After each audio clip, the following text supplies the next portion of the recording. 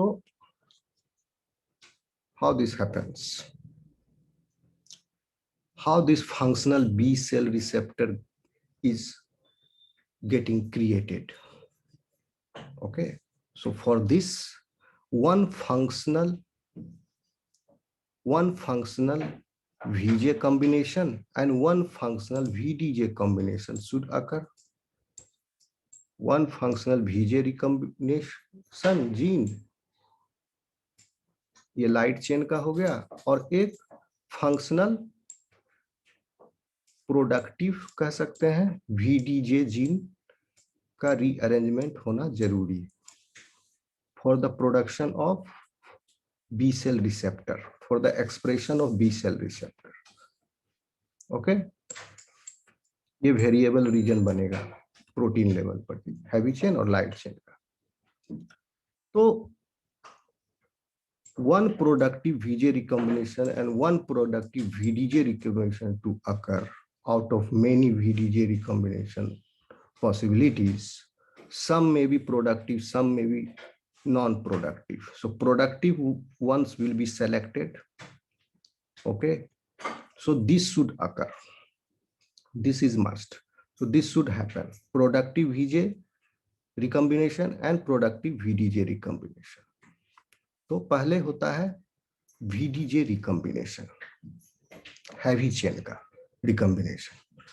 तो देखिए, the expression of a receptor on the surface of a B cell is the end result of a complex and tightly regulated series of events. B cell के ऊपर receptor का expression जो है एक complex है और tightly regulated series of events है. कैसे, ये हम लोग अभी आगे देखेंगे. ओके, क्योंकि फाइनल जीन प्रोडक्ट बनने के बाद उसके बाद ट्रांसक्रिप्शन होगा, फिर ट्रांसलेशन होगा.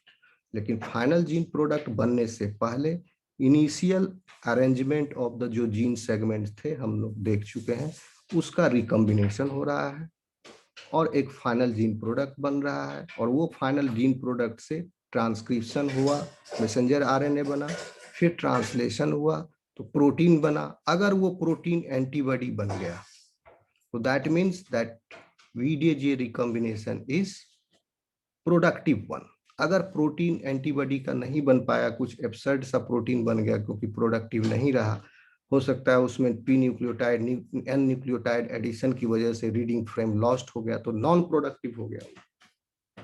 तो अभी हम देखेंगे आगे इसका क्या रोल है, नॉन प्रोडक्टिव को कैसे मैनेज करता है. ठीक है, तो पहले आप जान लीजिए कि एक फंक्शनल VDJ और VJ रिकॉम्बिनेशन हुआ. पहले आया ये एग्जिस्टेंस में एक फंक्शनल हैवी चेन का एलील क्रिएट हुआ. तो एक बात और आप लोग ध्यान रखिए, क्योंकि होमोलोगस क्रोमोसोम्स है, ठीक है. ओके, तो एक एक जीन दोनों क्रोमोसोम पर है. तो हैवी चेन का जीन एक किस पर है, हैवी चेन का जीन कौन सा क्रोमोसोम पर, 19 पर कि 2 पर, देख लेना फिर से. ह्यूमन के केस में सपोज करो जिस भी क्रोमोसोम पर है, क्रोमोसोम तो होमोलोगस कंडीशन में होता है पेयर में. तो सपोज इफ दिस क्रोमोसोम्स,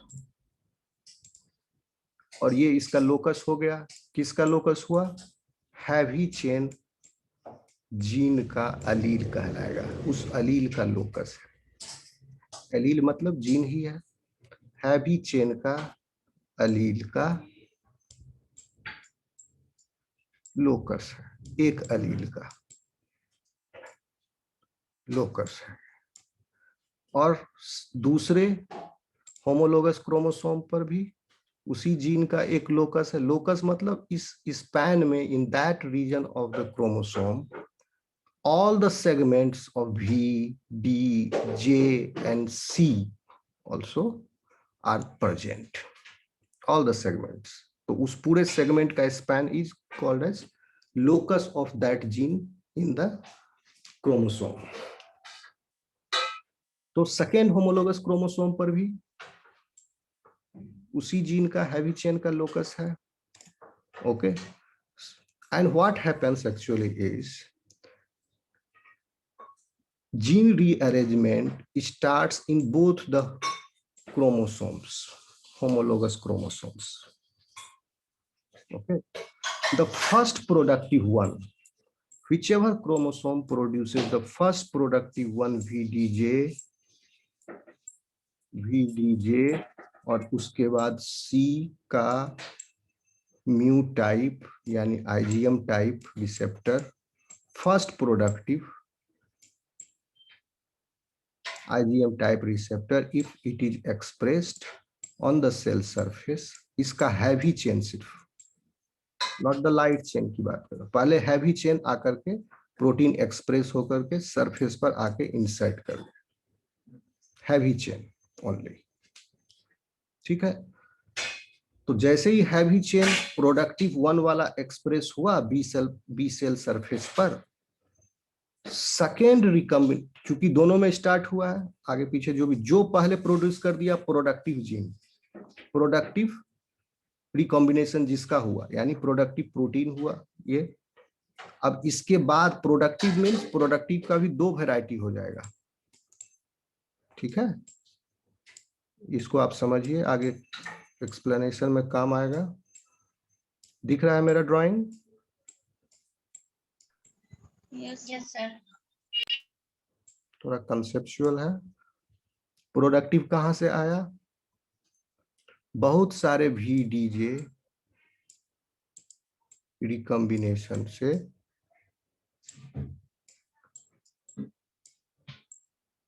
ये तो वेरिएबल भी, बहुत सारे VDJ रिकॉम्बिनेशन से सम ऑफ द रिकॉम्बिनेशंस बिकम प्रोडक्टिव। हाँ ठीक है, आगे हम कैलकुलेशन करके बताएंगे आपको कैलकुलेशन क्या हुआ इसमें, जिसमें कितना प्रोडक्टिव हो जाता है कितना अनप्रोडक्टिव हो जाता है वो है।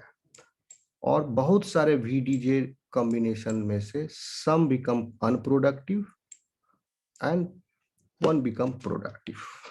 Roughly it is estimated that out of these at first loci 1/3, out of 3 recombinations 1 becomes productive and 2 becomes unproductive. ठीक है, तो यह प्रोडक्टिव रिकॉम्बिनेशन होगा, यानी यहाँ ये ऐसा VDJ रिकॉम्बिनेशन है जिससे प्रोडक्टिव प्रोटीन बन सकता है। ठीक है, इस VDJ रिकॉम्बिनेशन में क्यों अनप्रोडक्टिव हो गया?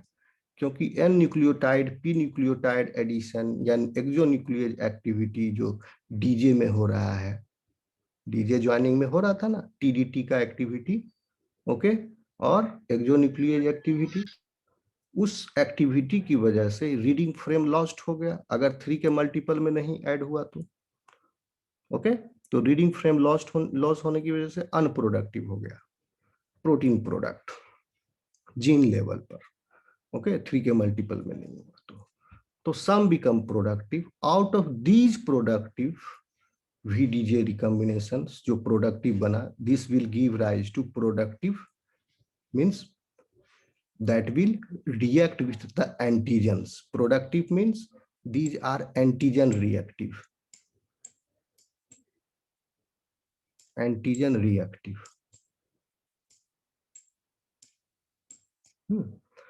लेकिन ये एंटीजन रिएक्टिव भी दो तरह के हो जाएंगे, सेल्फ एंटीजन रिएक्टिव और दूसरा फॉरेन एंटीजन रिएक्टिव।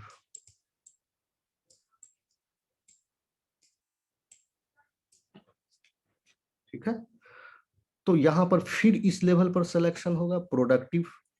अब चूंकि एक VDJ, हम फिर से यहां से बता रहे हैं, एक VDJ कॉम्बिनेशन सपोज अनप्रोडक्टिव हो गया in that cell, then what will happen?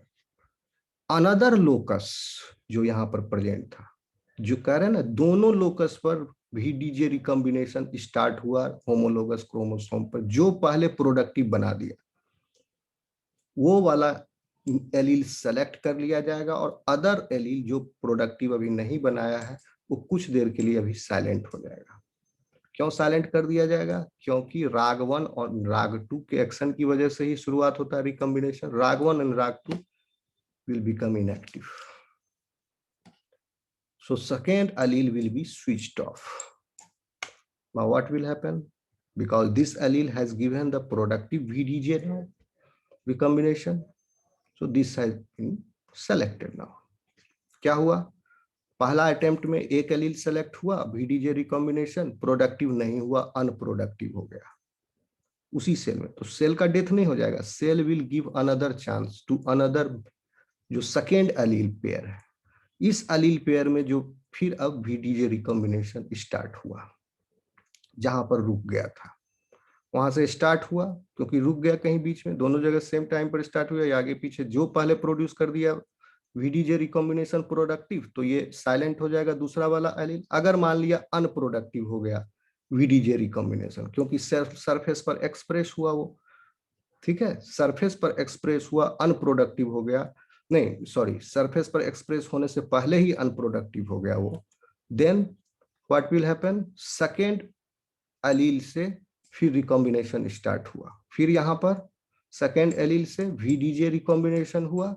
Again इस VDJ रिकॉम्बिनेशन के पास फिर 1/3 चांस है बचा हुआ out of the 2/3 chance, that it will give rise to productive VDJ recombination. Okay, अगर यहां भी अनप्रोडक्टिव हो गया, क्योंकि यहां भी चांस है फिर अनप्रोडक्टिव होने का इस एलील पर भी, अगर यहां भी अनप्रोडक्टिव हो गया, then the cell will go for its death. ठीक है, दोनों एलील पर ट्राई करेगा. समझ में आ रहा है बात आप मेरी? आपको आवाज आ रही है? क्या हम समझाने का कोशिश? Yes, sir. दो क्रोमोसोम है, दोनों क्रोमोसोम पर हैवी चेन का जीन है. ओके, दोनों हैवी चेन के जीन के लोकस पर VDJ रिकॉम्बिनेशन हो रहे हैं. अगर VDJ recombination non productive unproductive हो गया एक लोकस पर, तो दूसरा वाला लोकस पर VDJ रिकॉम्बिनेशन होगा. अगर वहां भी अनप्रोडक्टिव हो गया, then cell will apoptose. Okay, have you got this point? Yes, sir. और इसके ठीक अब VDJ रिकॉम्बिनेशन प्रोडक्टिव हो जाने के बाद लाइट चेन का फिर VJ रिकॉम्बिनेशन स्टार्ट होता है. और लाइट चेन का VJ रिकॉम्बिनेशन फिर थोड़ा इंटरेस्टिंग. क्यों? क्योंकि लाइट चेन के पास 4 मौके मिलते हैं. क्यों? क्योंकि 2 तरह के चेन है ना, कपा और लेमडा, कपा और लेमडा. तो होमोलोगस क्रोमोसोम है, तो 2 कपा के एलील हो गए और 2 लेमडा के Sir, it means कि हैवी चेन को 2 चांस मिला, इट मींस. हाँ, चेन को 2 चांस मिला कि 2 एलील है. ओके, क्योंकि हैवी Yes, sir. टाइप का चेन होता है, लेकिन लाइट चेन 2 तरह के होते हैं, कपा एंड लेमडा टाइप. सो कपा का भी 2 एलील है, 2 मतलब 2 जीन है और दोनों होमोलोगस क्रोमोसोम पर, और लेमडा का भी 2 जीन. ओके, सो क्या होता है इन ह्यूमंस, कपा और लेमडा के पास बराबर बराबर चांस है कि दोनों में से कौन, चारों एलील पर जीन रीअरेंजमेंट शुरू हो गया. आगे पीछे कोई इसमें ये नहीं है कि कौन पहले होगा कौन बाद में होगा. दोनों कपा एलील पर जीन अरेंजमेंट हो रहा है, दोनों लेमडा लोकस पर भी जीन अरेंजमेंट हो रहा है, चारों लोकस पर, लोसाई पर. जो पहले प्रोडक्टिव बना लिया, ओके, सपोज कपा का एलील, ये वाला एलील VDJ रिकॉम्बिनेशन बनाया, अनप्रोडक्टिव हो गया. सपोज हम वर्स्ट के सिनेरियो को लेके चलते हैं, यानी फर्स्ट ट्राई में ही कपा का जो एक एलील था एक क्रोमोसोम पर, वो VJ रिकॉम्बिनेशन जो है, ये VJ रिकॉम्बिनेशन हो गया unproductive. Then what will happen? Second allele will be tried. ठीक है, अब इस पर भी अनप्रोडक्टिव हो गया suppose, then the lambda will be tried, given chance. इस पर भी अनप्रोडक्टिव हो गया, then second lambda will be given the chance. यहाँ पर भी होगा। अगर इसका भी VJ रिकॉम्बिनेशन अनप्रोडक्टिव हो गया, then cell will go for its death, that be cell. क्योंकि अब पूरा चारों लोकस उसका खराब हो गया, चारों लोकस पर भी VJ रिकॉम्बिनेशन हो गया है। अब वो जर्म लाइन जैसा वापिस हो नहीं सकता है फिर, ठीक है। तो VJ रिकॉम्बिनेशन हो गया फाइनल, वो भी चारों के चारों अटेम्प्ट में फेल हो गया, ये giving rise to productive one, then cell will go for its death. आई बात समझ में? सर अगर कोई एक भी प्रोडक्टिव रहता है तो फिर सेल का हाँ, डेथ नहीं होगा? सेल का डेथ नहीं होगा। सपोज थर्ड चांस में ये प्रोडक्टिव हो गया, ओके। मान लो ये वाला VJ प्रोडक्टिव हो गया, लैम्डा वाला। माइस में क्या होता है कि ऑलवेज कापा पर जीन रीअरेंजमेंट स्टार्ट होता है, इसीलिए माइस में 95% एंटीबॉडी में जो चेन है वो कापा टाइप है और 5% लैम्डा टाइप है माइस में। लेकिन ह्यूमंस में 40% लैम्डा टाइप लाइट चेन है। क्यों? इस वजह से क्योंकि ह्यूमंस में जो है सबके पास इक्वल चांस है। कपा पर भी जीन अरेंजमेंट स्टार्ट हो जाएगा, लैम्डा पर भी स्टार्ट हो, जो पहले प्रोड्यूस हो सकता है लैम्डा ही पहले प्रोडक्टिव VJ दे दे तो लैम्डा का लाइट चेन हो जाएगा, ओके। तो ह्यूमन में इक्वल है। तो माइस में क्या हो रहा है, कपा को फर्स्ट दिया, फिर सेकेंड कपा एलील, फिर लैम्डा का एलील, और फिर ये जो अभी हम बताए ये माइस के संदर्भ में बताया आपको कि कपा का पहला एलील को ट्राई मिला, दूसरा एलील, फिर लैम्डा का पहला एलील और लैम्डा का दूसरा एलील। ह्यूमन में कोई भी हो सकता है पहले, ओके। तो अब सपोज थर्ड वाला VJ रिकॉम्बिनेशन ऐसा दिया जो प्रोडक्टिव था, तो क्या होगा, ये 3 जीन तो पहले से ही खराब हो चुका है, तीनों लोकस रिकॉम्बिनेशन हो करके, ओके। तो यहां से तो अब कोई नया रिकॉम्बिनेशन, क्योंकि सेल को ये भी इंश्योर करना है, बी सेल को, कि सिर्फ एक ही VJ या VDJ रिकॉम्बिनेशन, और वो भी प्रोडक्टिव वाला होना चाहिए, दूसरा नहीं होना चाहिए। यानी दूसरे एलील पर VDJ रिकॉम्बिनेशन नहीं होना चाहिए। अगर एक प्रोडक्टिव वाला हो गया तो दूसरा विल भी पूरा साइलेंस्ड। कैसे होता है, तो कौन सा बच गया, ये फोर्थ वाला एलील बच गया, लैम्डा वाला, जिसमें अभी जीन रीअरेंजमेंट पूरा नहीं हुआ है, फोर्थ ट्राइड वाला बचा हुआ है। तो जिसमें अभी पूरा नहीं हुआ है, दिस विल बी इपीजेनेटिकली साइलेंट। मतलब क्या होगा, हिस्टोन प्रोटीन्स का मिथाइलेशन हो जाता है, जिससे क्या कि और ये ज्यादा हेट्रोक्रोमेटेनाइज हो जाएगा, जिसकी वजह से this becomes इनएसेसिबल for the RAG1 RAG2 और other masonry which is involve in the recombination process. तो ये पूरी तरह से साइलेंस कर दिया गया थर्ड वाला, ओके। आ रही बात समझ में? और साइलेंस करना इसलिए भी जरूरी है क्योंकि बाद में इसका रीयूज भी कर सकता है सेल। आगे हम बताएंगे रिसेप्टर एडिटिंग में क्यों जरूरत है इसका फिर से recombination, secondary level of recombination फिर होता है किसका, सिर्फ लाइट चेन का, हैवी चेन का नहीं होता है। क्यों जरूरी है, क्योंकि अभी आप यहां देखें, प्रोडक्टिव होने के बाद दिख रहा है आपको ये प्रोडक्टिव VDJ रिकॉम्बिनेशन और या प्रोडक्टिव VJ रिकॉम्बिनेशन होने के बाद दोनों चाहिए, एक VJ प्रोडक्टिव भी चाहिए लाइट चेन का और एक प्रोडक्टिव हैवी चेन का भी चाहिए, दोनों चाहिए, ओके।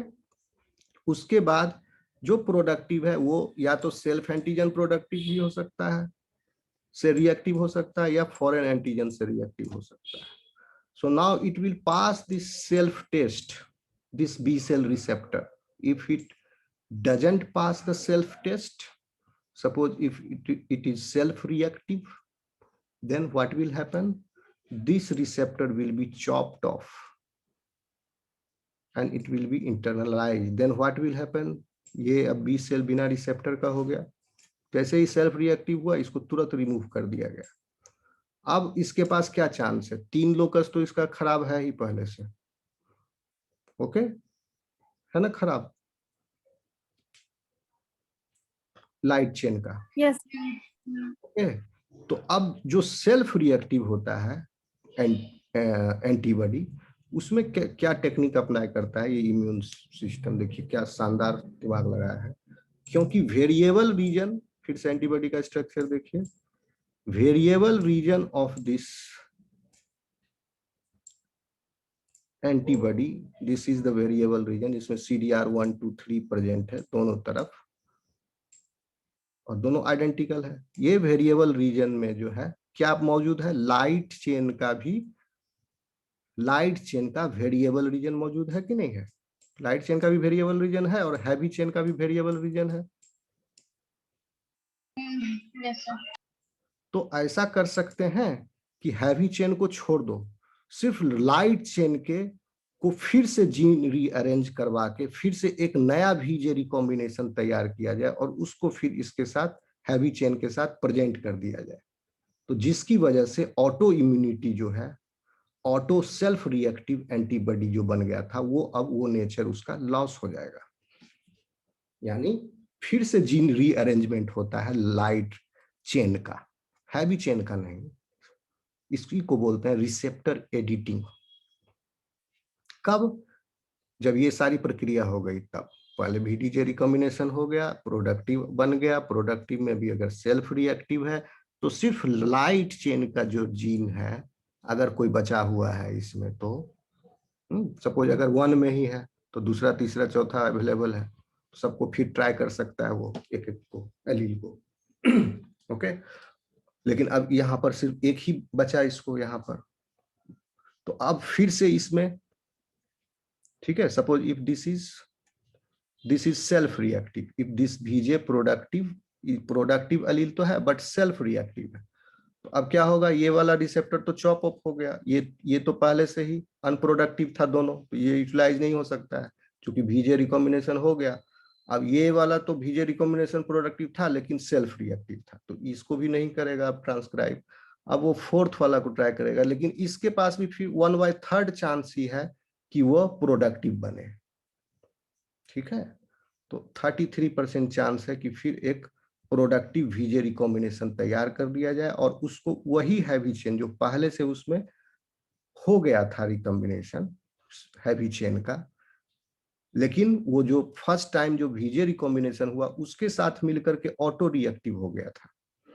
तो इस ऑटो रिएक्टिविटी को हटाने के लिए VDJ को तो सेम ही रखा गया, यानी हैवी चेन को, VJ जो है लाइट चेन को रिप्लेस कर दिया जाता है, जिससे उसका ऑटो रिएक्टिविटी लॉस हो गया, फिर एक मीनिंगफुल बी सेल रिसेप्टर तैयार हो जाता है और उसको एक्सप्रेस कर दिया गया।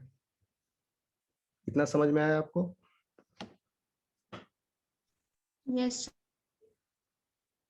सर। अगर फर्स्ट वाला जीन रिकॉम्बिनेशन करने लगे तो ये सब 3 जो बचा इसमें, कप्पा का और लैम्डा का, तो वो साइलेंट रहेगा? सब साइलेंट हो जाएगा by epigenetic modifications like methylation, acetylations etcetera. Sir कितना चांस, मतलब ज्यादा मैक्सिमम टाइम ये क्या चारों में नहीं हो पाता है क्या? सेल डेथ ही हो जाता है या फिर प्रोडक्टिव तो होता होगा ना सर, किसी में तो हो ही जाता होगा। यस, हो जाता है, 55% टाइम्स प्रोडक्टिव हो जाता है सबको मिला करके। अभी आगे मैथमेटिकली बताएंगे कैलकुलेट करके। ठीक है, क्योंकि क्या है, होता है कि 1 रिकॉम्बिनेशन, इसको मिटा दें ये पूरा को, यस सर। देखो अभी आपने अच्छा सवाल किया। देखिए होता क्या है कि अगर 3 बार रिकॉम्बिनेशन होगा ना, यानी लाइट चेन को ही लेके चलो, 3 बार, ये हम रैंडमली लेके चल रहे हैं, ठीक है,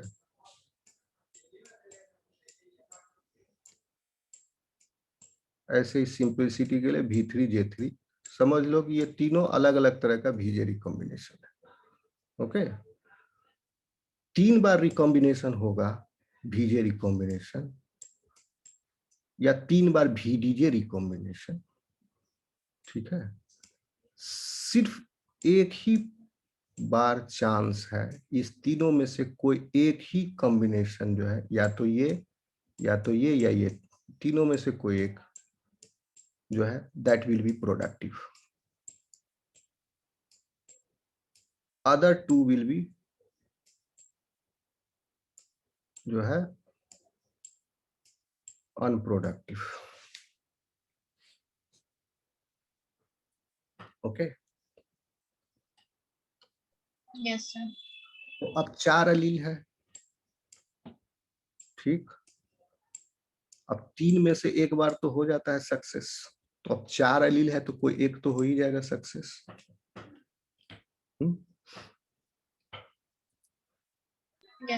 यहाँ पर चांस है 1/3, यहाँ पर चांस है कितना, क्योंकि 1/3 तो पहले हम कैलकुलेट कर ले लिए, 1/3 चांस, तो बचा कितना चांस, 2/3।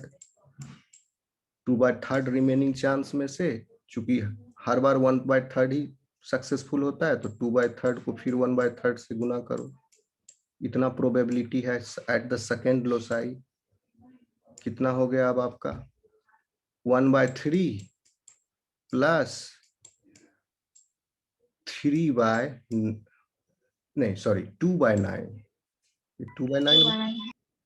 2/9, तो ये कितना होगा आपका 3 प्लस 2/9। तो ये सर ये नॉन अनप्रोडक्टिव को क्यों मल्टीप्लाई कर रहे हैं प्रोडक्टिव से? कहा नहीं कर रहे ना, 2/3 को 2/3 मतलब 2/3 को कितना चांस है प्रोडक्टिव का, वो हम टोटल कैलकुलेट कर रहे हैं, कितना प्रोबेबिलिटी है। फर्स्ट एलील पर 1/3 चांस है ये, ठीक है, और सेकेंड एलील पर कितना प्रोबेबिलिटी बचा फिर 2/3 रिमेनिंग, यानी टोटल प्रोबेबिलिटी नहीं होता है 100%, वो 100% में 33% टाइम्स जो है सक्सेसफुल हो जाएगा। This is the probability, total probability I was calculated. तो जो सेकेंड लोकस पर बच गया रिमेनिंग चांसेस में से 2/3 में से, आउट ऑफ 2/3 1/3 टाइम ये सक्सेसफुल होगा, तो दिस विल कम अराउंड 5/9, तो 55%, ठीक है। तो 55% हैवी चेन के केस में, क्योंकि हैवी चेन का 2 ही लोसाई है। ओके, अब इसको फिर दूसरे अदर लोसाई पर कैलकुलेट करें तो फिर उसका निकलेगा 1/3 हो गया, फिर मैथमेटिक्स आगे बढ़ जाएगा। यहाँ 1/3 प्रोबेबिलिटी हो गया, सेकेंड लोसाई पर है आपका 2/9 प्रोबेबिलिटी। अब 1 में माइनस करेंगे 1/3 प्लस 2/9 इज इक्वल टू कितना रिमेनिंग बचा, सपोज x बचा रिमेनिंग, फिर x का थर्ड, फिर 1 माइनस 1/3 प्लस 2/9 प्लस x/3 जो रिमेनिंग आएगा उसको फिर 1/3 से मल्टीप्लाई करेंगे, फिर जो संख्या आएगी दैट y प्लस y/3, उसका फिर 1/3, तो इस सब का टोटल योग होगा, तो वो हो जाएगा लाइट चेन का प्रोबेबिलिटी प्रोडक्टिव वीजे रिकॉम्बिनेशन देने का। चारों लोसाई पर कैलकुलेट होगा, लेकिन हैवी चेन में सिर्फ 2 ही लोसाई है, तो वहां पर आ गया 1/3 प्लस 2/9, 2 लोसाई पर, यहाँ पर 1/3 प्रोबेबिलिटी है, सेकेंड लोसाई पर 2/9 प्रोबेबिलिटी हो गया, तो दैट विल कम अराउंड 55%। समझ में आया? आगे चले। Yes sir. ये मैथमेटिक्स हम आगे होगा, अब समझ जाओगे।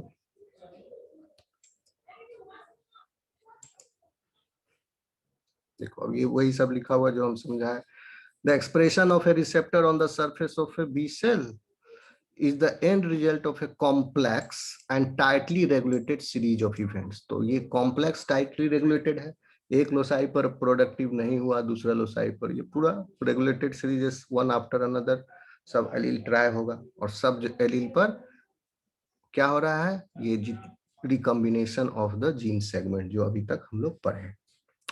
First, the cell must ensure that the various gene recombination events culminate in productive rearrangements of both heavy and light chain loci. ठीक है, प्रोडक्टिव रीअरेंजमेंट हो, सेल को चाहिए बी सेल रिसेप्टर को for functional B cell receptor, B cell को चाहिए। अगर functional productive rearrangement हो गया, उसके बाद जो अदर लोसाई है वो साइलेंस कर दिया जाता है। Sorry. Second, only one heavy chain and one light chain allele must be expressed in each B cell. तो ये भी क्लियर है, सिर्फ एक ही